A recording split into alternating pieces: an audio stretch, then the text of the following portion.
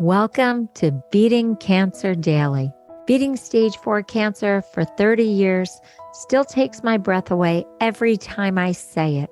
I'm Saranne, founder of the ComedyCures Foundation, and I hope you'll join me for just a few minutes daily for the next 365 days so we may laugh, learn, maybe cry a little as we live our best days beating cancer daily together.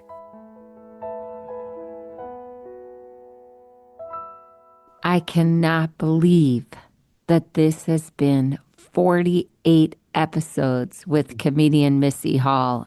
I'm so I didn't know if that was Missy cheering or one of her dogs barking. She's laughing. But we often record with dogs at the microphone. It's really fun to watch. But if you haven't heard the prior episodes, Missy is a comedian and a cancer survivor, and we've had the blessing of going through Missy's entire cancer diagnosis, treatment, and survivorship with her among the hundreds of episodes of Beating Cancer Daily. So it's been so incredible to feature you, Missy, and have you back. And I just want to welcome you. Thank you for having me back. It's always such a pleasure. And it's interesting because we've gone through highs, lows. I mean, this has really been an authentic conversation around cancer and survivorship. And you said something to me just as we were testing the microphones, which was, did you, and I'll let you say what you said. Sure. I had asked, I was like, have you ever just had one of those depressed days? And yesterday I had just a stuck in this, what I call a stuck in the sad day. Couldn't climb out of it. I And this love morning I that woke up. stuck in the sad. I've never heard that before. And when I hear Yeah. something that just gives me a visceral reaction, I like to state it and then feel it for a minute. I'm so empathetic. So stuck in the sad day. I get it. Yeah. Yes. There was no precipitating event that made it happen. I just was just sad, just so sad and feeling depressed and Well, isn't tired. that hazardous to the health of a comedian? I mean, It, you have to get on stage and lift a room of hundreds of people. And I'm curious how you would do that if you're having a stuck in the sad day. well, I think because I've done comedy so much that I think the minute I get on stage, that stage health takes over and I'm just there. Oh, I love that stage health. So it's like going to the gym. So if you do all this comedy workout, when you have to actually lift that 500-pound weight, which is getting in front of an audience and then elevating them, your natural reflexes of all those joke writing sessions, of all those performances, starting with open mics, that just takes over and that ability to be humorous kicks in. That's pretty interesting. Sure. And I'd like to think there's something super special about it or about me, but that's I think anybody who's got a job that they've done enough, they can turn off whatever's going downhill for them on any given day and still manage to do their job. I sensed something yesterday was off, and that's why I was pursuing you to record a podcast to come on to our live health builder event with Jackie Bryan. We did one last night. We do them throughout the year. If you have never heard Jackie Bryan on this podcast, there's over 60 episodes with her out of the hundreds. And also, we do a live Zoom. And I know you usually attend. And I remember reaching out to you several times to draw you to that live event because it's so uplifting, so informative, and so fun. And I felt like something was wrong. So it's interesting that you're telling me now that you were having one of those days. So you were avoiding me. Yeah. No, you know what? It wasn't you. I was avoiding being on, Yeah. right? Like I could have talked to you for hours. I could have talked to Jackie for hours, I but I see didn't. personally just off of technology, not with people around, one on one, the communications could have Yes. happened, but you didn't feel that you had the energy to give to the rest of the world. That's really a great boundary. I'm really proud of you. Thank you. And it's hard because, when I get to be featured on this podcast and I talk to so many people, even just people that meet me at comedy shows that are going through cancer or living with someone that's going through cancer. I feel responsible for showing up. But yesterday, I just couldn't. And my What sweet did you husband, do? What did you do? well, yesterday I was trying to write, which I was doing in my book, which is, of course, about my cancer experience. Then I did a little bit of cleaning, but I got the sads. But I realized Wait, it's I because, just have to say that you got the sets. That's another great expression because what you're doing is verbalizing for us yeah. things that we all go through, and particularly people who are listening to this podcast, wherever you are in the 91 countries. We do feel this way. Cancer treatments and going through any crisis, it's overwhelming and it has its moments where it just takes over and you're putting into words, but in really cute ways, these things Mhm. that we all have experienced, but we don't know how to communicate them. So thank you for that. Oh, you're welcome. You're welcome. It just, and I think a lot of times, I hadn't considered this before, but I'll say almost like a cute name for something because it takes the harshness away from it. And, but I realized that this time of year, when we're coming up on Thanksgiving in America and all the holidays and things, it's always a punctuation mark that brings back so many memories. And you start thinking about people who are either no longer a part of your life or no longer here. And I also have a doctor's appointment at the cancer center tomorrow with my surgeon, and I didn't realize how much the combination of those two things would really affect me.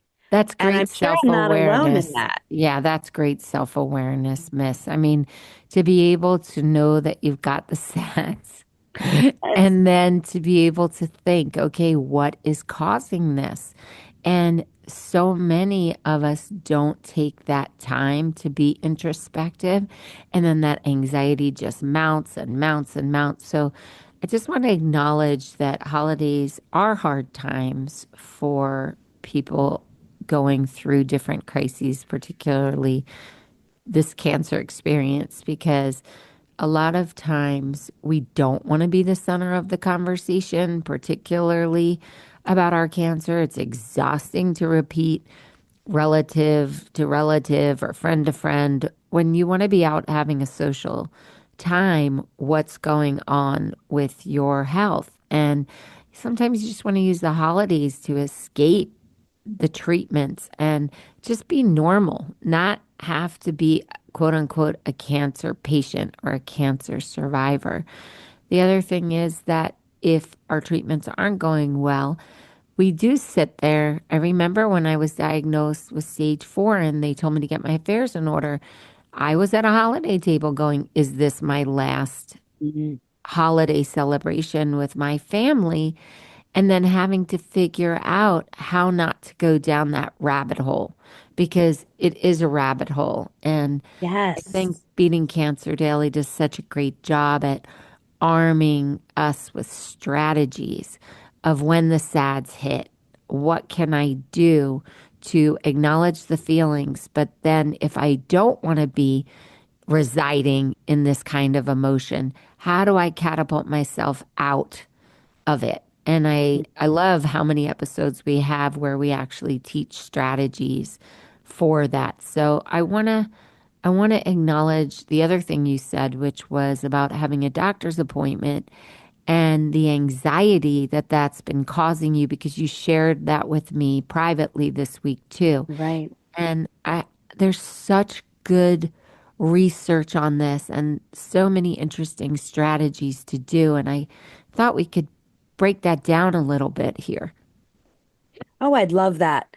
I'd love it because intellectually, I know all of these things, right? And yesterday when I was sitting and I was like, why am I so upset? And I was like, oh, that's right. I've got this hanging over my head that maybe they're going to find something. Maybe it's back already. All of that. Yeah, that And chatter can be it can be yes. so toxic. It is something that can really rob the quality of your day. And I'm so glad that you realized that's what was going on because I didn't know I had chatter in my head. The first Right. time I realized I had chatter in my head and that other people had chatter in their head, that was like life changing. So if this is the first time you realize that you are not crazy for having chatter in your head, that we all have chatter in our heads, but that we can control that chatter, that was so life changing for me. You can Mhm. control the chatter in your head. Yeah. Sometimes I can. It turns out that what I'm finding when the chatter in my head is about a recurrence of cancer, I keep telling myself all of the things that I would say to someone else. But in my head, I'm like, but this could really happen, right? And I've got to turn that off. That's such a And it's great strategy, Missy. I mhm, just want to acknowledge that a lot of times when we have things happening to us, we treat other people in the same situation way better than we treat ourselves. We will yes. pamper somebody else, we will support somebody else, but when it's us, we beat ourselves up about it. So I Right. just want to make sure we state that. Yeah, we do. And we do that with everything. We think about ourselves or we treat ourselves in a way or don't even give ourselves grace, I really, love the that way that word grace. I was going to yeah. say grace. Beautiful. Yeah, because we automatically would do that with somebody else, but with ourselves, you're like, oh, it Yeah. just we feel like the same rules that we apply for in caring for others, we forget that that applies to ourselves as well. Well, the first tip that I want to give is that if you ever are having anxiety about a doctor's appointment, just type into any search engine anxiety doctor's appointment humor because people have written hundreds and hundreds of jokes about going to the doctor. And some of them are so funny. And then I want to talk to you about that because I know you're probably going to end up converting it to stage.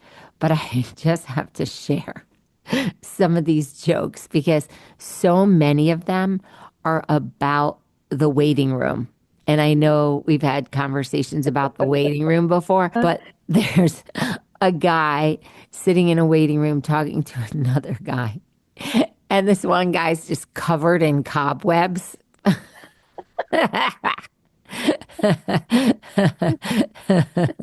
And basically, the joke's about been waiting long because somebody just walks in.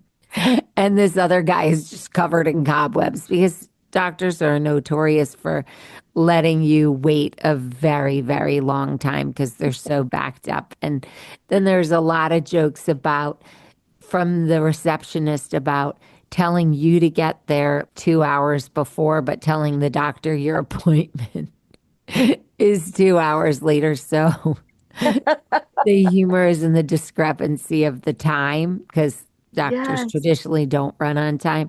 So I just wanted to bring you back to your roots because Yeah. for me, the quickest way for me to bust anxiety or depression is that I trigger for myself. I do the same thing you did, which is what's causing this? Why am I feeling so uncomfortable? What shifted Yes. in me? And then Yes. I just sit down and go, okay, is there funny in this? Can I find the funny in this? What's humorous about this feeling that I'm having? And then that is probably the number one way I snap out of it. So let's break down the individual components of the anxiety about going back for this doctor's appointment. And you quickly jump to the obvious ones, which we all can surface, which is he or she going to find a recurrence after you've been Right. cleared, right? But is there any anxiety about going alone? Is there any anxiety about driving there, about finding parking, about how crowded the waiting room's going to be, and if you could potentially catch something in the waiting room? These are all micro components that can build up to that larger anxiety. But then the big Megillah, the elephant in the room is, am I going to be told I have a recurrence? So I just want to see if there were any Yeah. steps along the way that could have triggered this for you. Do you know what? And I am going, I'm going to make fun of this in myself. I would never make fun of this for somebody else. But the one thing that I was thinking was like, "Ah, they're going to weigh me." It feels, I was No, like, it's a huge anxiety for people. You hit it it's right on the huge. nose. When I first had my diagnosis, I was like, I can't believe I ever worried about what I looked like or what I weighed or anything. I just want to stay alive. Well, now that I'm into survivorship, those old worries about my weight and all of that stuff are back along with the pressure of recurrence. So the fact that I'm combining getting weighed and being worried about recurrence feels like a lot, but it also feels a little funny. Like I feel like there's some humor in there. There's Oh, always scale humor, Missy. We there's, can oh always my find that. goodness. Yes. Yes, that's a lot. And I like this cartoon that I found. It's these two women talking, and one's a doctor and one's a patient. And she says, I may be a hypochondriac, but I'm a very sick hypochondriac.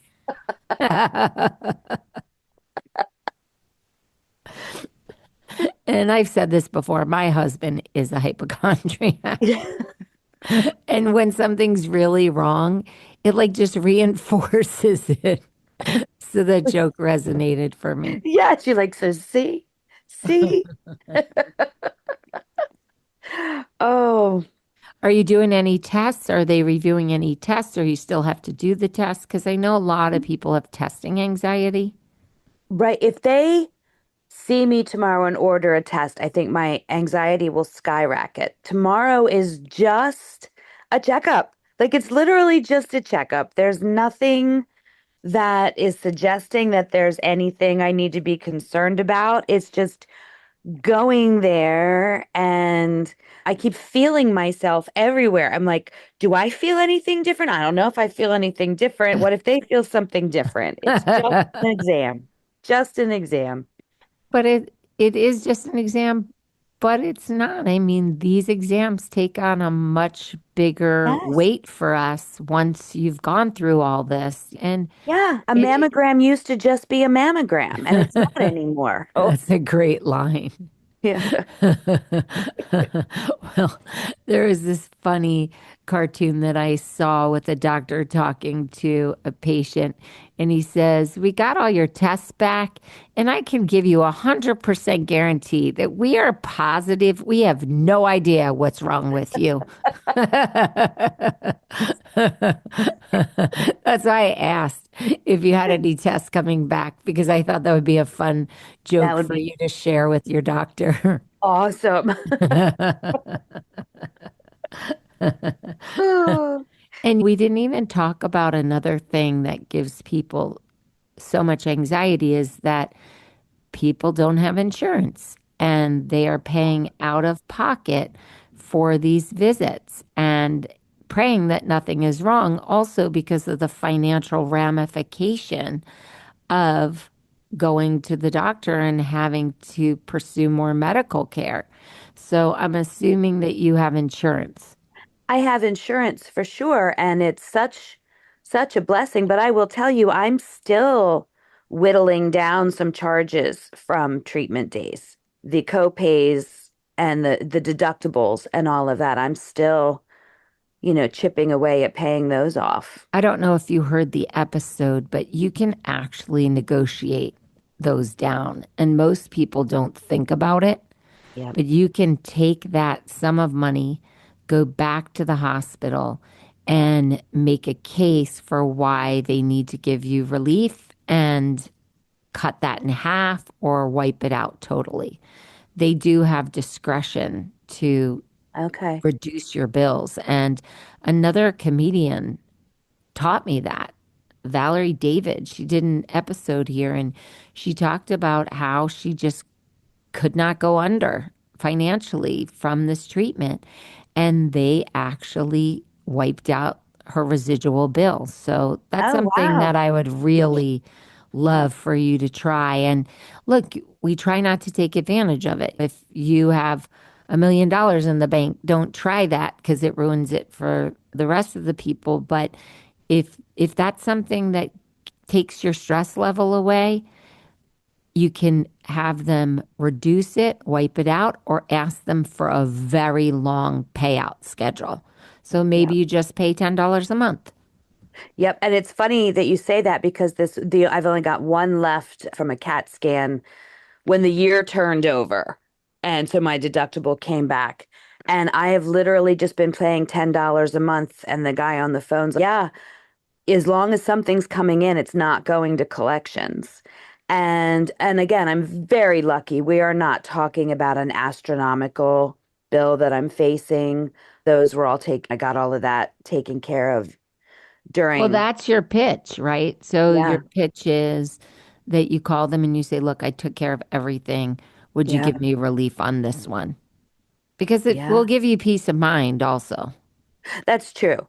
It will That's give you true. peace of mind. So you need to call up the billing department of the hospital and just talk to them. And there is a lot of consideration. And if the person who picks up the phone doesn't help, just ask for a supervisor because Yeah. you can get headway on that. I actually saw a funny cartoon by Roy Delgado, and it said, the good news is that you have something that your insurance will allow you to have. That's perfect. Is that great? Oh my goodness. Yes, because I bet we've all had those battles where whatever treatment your doctor wants or the medication, there'll be 1,000 things covered, but you get the weird one where they're like, well, you need special authorization. I love that. Yeah, I thought you'd get a kick out of that. And I have a good feeling for you for tomorrow. I think that it's so healthy that you are exploring what these feelings are.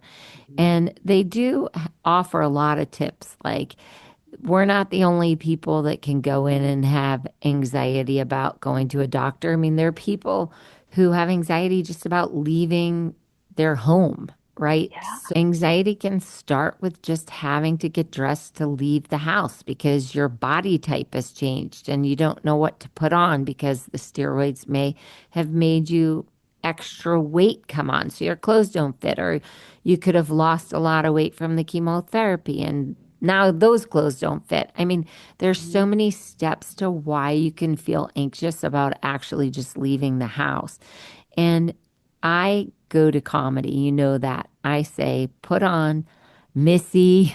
You can listen to Missy or any of the hundreds of comedians through our Comedy Cures Foundation. Just go to the comedycures.org website, look under the About Us in the comedian section, and find a comedian that you resonate with. A lot of people like Sebastian Maniscalco, and just listen to comedy while you're getting ready to go to the doctor. Put it on in the car as you're going to the doctor. If you have Sirius or one of the comedy channels on your radio, or you just have it on your phone, and just laugh your way to the hospital. Sit in the waiting room and laugh your way while you're waiting in the waiting room.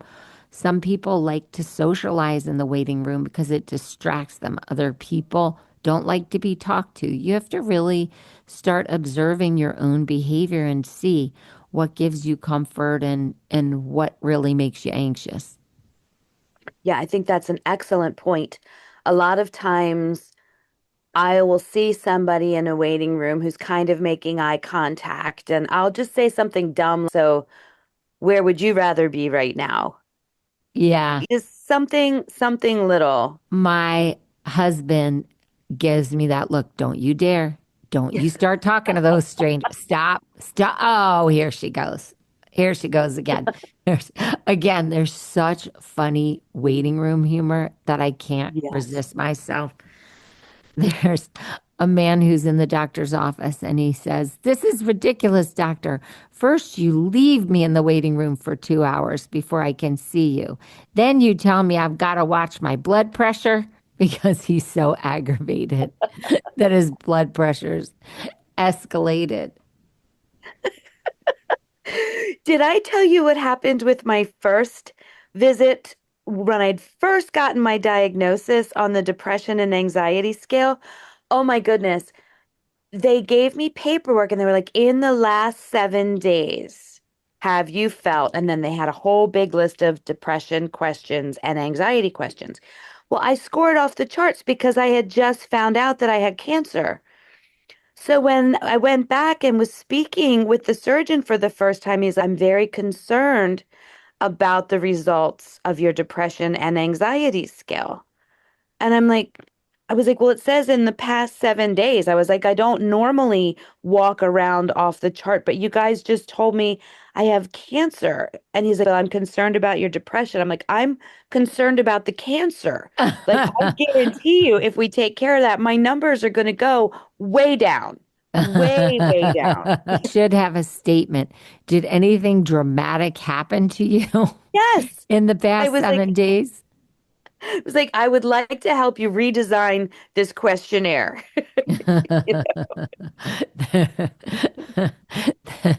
Just back to that waiting room because I wanted to share this with you. And I had mentioned it earlier. Some people just don't want to get sick by going to the doctor because they're sick people in the doctor's waiting room. Do you still wear a mask? Do you go in with a mask?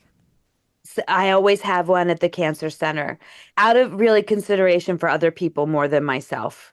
Oh, that's sweet. No, I do it. I'm like, I don't want to pick up any germs here. Yeah. I mean, I don't want to give any germs, but Yeah. this is a breeding ground. And I just really don't mind. I'm going to wear a mask this whole time because I Yeah. want to be safe. And so Yep.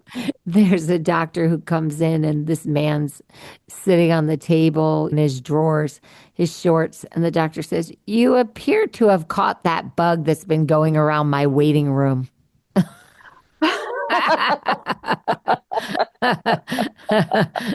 That's perfect. Yeah, so you have to do you, but I Yeah. personally to wear one, and that joke just is a funny way to Yes. remember to wear Yep. one when you go in. Well, I Yeah. love you, Missy. You're so honest about what you're going through, and the feedback from around the world just is that people love to hear your episodes because not only do you and I get to laugh a lot, but we do look at it comedically and hopefully help you through what you're going through, which is what you at home might be going through. I love when I Yeah. say you at home because people are listening in their cars, walking their dogs. It's like, I wish I was home. yeah.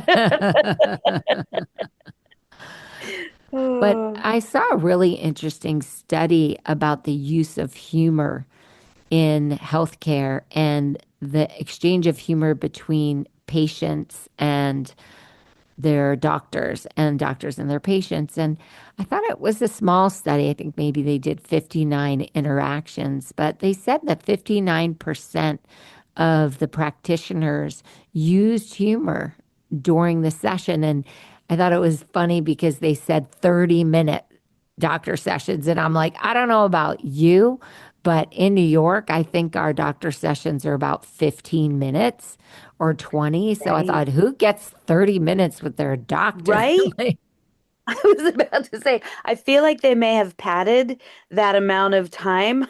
Now, I will say that I have been very impressed that I haven't gotten the feeling that doctors are rushing with me. Like they do feel like they're there, but it's definitely not a half hour. But I agree. I've noticed most of my practitioners definitely share jokes, but they find out I'm a comedian and then they try out their jokes, which makes Yeah. me so happy. Yeah. Yeah. So And happy. I'm sure you're polite and you laugh because you don't want to Yeah. crush their little doctor ego. Exactly. I But know. Don't quit your day job, sir. the study that I found was actually reported on a blog and it was published in 2018. So this isn't like Okay. the most current study, but it was posted by Jacqueline Martinelli and it was on a site called Nodus. And I believe that's the software that they use to analyze these reactions. I think that's the company that owns this software. But just what I thought was interesting from this study was that same sex doctor and patient had more humor. So if you were a female Mm. doctor and a female patient, you had more humor, or a male doctor and a male patient, you had more humor exchanges. And I found that really just from a sociological point of view super interesting. And then the other thing that Yeah, isn't that cool? that is. That really is. And then the other thing I thought was super interesting about this tiny study was that they joked about their spouses, they joked about Mm. their homes. So it was really like safe kind of humor. But then there And was finding common ground. finding common ground, which is what you do so brilliantly with your audiences, particularly when you do crowd work. And I know we've mentioned it before, but crowd work is when Missy talks to the audience and it's spontaneous, it's not premeditated. Hmm. And I think that makes sense then when you look at the doctor patient gender connection, finding that common ground is going to happen pretty quickly, I would think, in terms of humor. So that's really cool.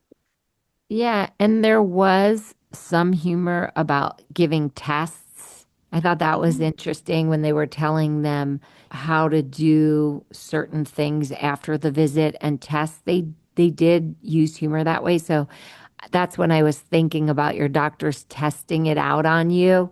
That's yeah. probably humor that they say over and over again when they have to do a spiel that they have to give a million Yeah. times.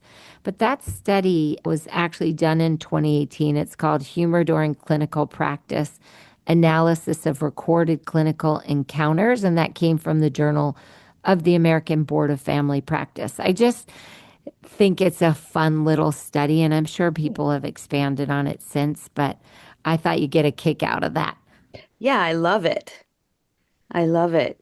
But we all know, and so many of these episodes talk about tumor humor and the importance of laughter and play and developing your comic perspective, which Missy is the queen of. But you have to realize that there have been decades of studies now that show how it can reduce your stress hormones, how it can increase your creativity, how it can help your heart, it can help your immune system. So I know we joke about it, but there are many episodes where we actually give you the skills to use your comic perspective. And Missy, you've been so much part of those with your episodes where we talk about the real things you're going through, but then we give people a peek behind the comedic brain and how you use comedy and that superpower that you have to elevate yourself and then elevate a room of people. So I just want to thank you for being part of Beating Cancer Daily. It's so important. Well, thank you. And it means so much to be here. And I'll never lose sight of how much it's helped me personally. I feel so honored to get to help others, but I also have to remember how grateful I am to have been helped by all of this. Yeah. And Yeah. just back to your original pain point, which was, this anxiety about going to the doctor. There are some real strategies, and I gave one about listening to comedy. But if you need support take someone with you to the doctor. Sometimes it can help to have someone with you. Sometimes it can be too stressful to have someone with you. So you have to really know yourself. And another thing that's always suggested is bring a book or an interesting magazine or something to listen to on your phone so that you don't have to watch the news that's usually playing in a waiting room that can be anxiety provoking, or they'll show a procedure over and over again on the screen. Bring something that actually relaxes you and brings you joy because you can distract yourself while that waiting time is happening. And then sometimes they say drive a different route to the hospital because we're so used to taking the quickest way.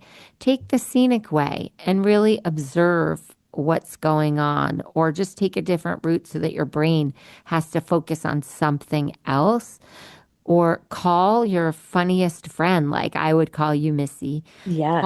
Call one of your funny friends and just have them talk to you, tell you a funny story or about a funny movie they saw. Anything to just relax you so that you're not putting that wear and tear on your central nervous system. Do some of those ideas help? Oh, absolutely. And one of the things that I love to do is have little crossword puzzles or something. I use them on my phone, but you can get the little books because that shifts my brain going in another direction if I'm not feeling the funny. But inevitably, when I get there, I usually just spot a person that I can tell would either enjoy humor or would need it. And so I kind of go into that little work mode to get out of my own way. But I really think those are great strategies.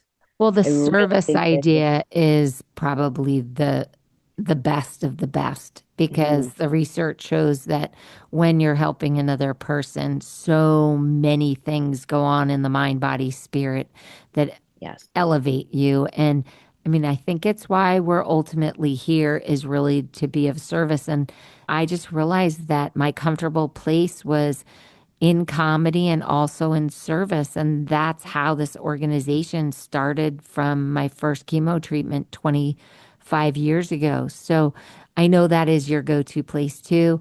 I want to write you a prescription, and my prescription Ooh. is that I want to say, Missy, I want you to write a comedy set about being anxious about going to the doctor.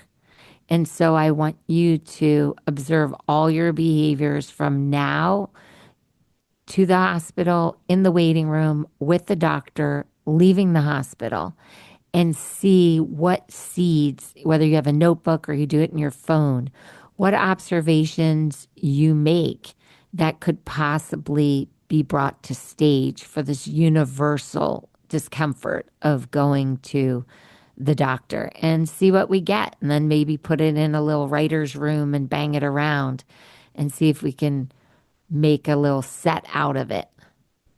Oh, I like that. I like that. And it's interesting, the fact that you phrased it as a prescription, I'm like, I will totally do that.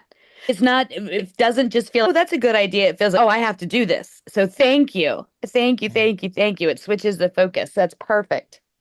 Well, I can't wait to see what Missy comes up with. And of course, we'll share it with you. Even if it's just in development, we'll let you see where it's going. And hopefully, it will help you too.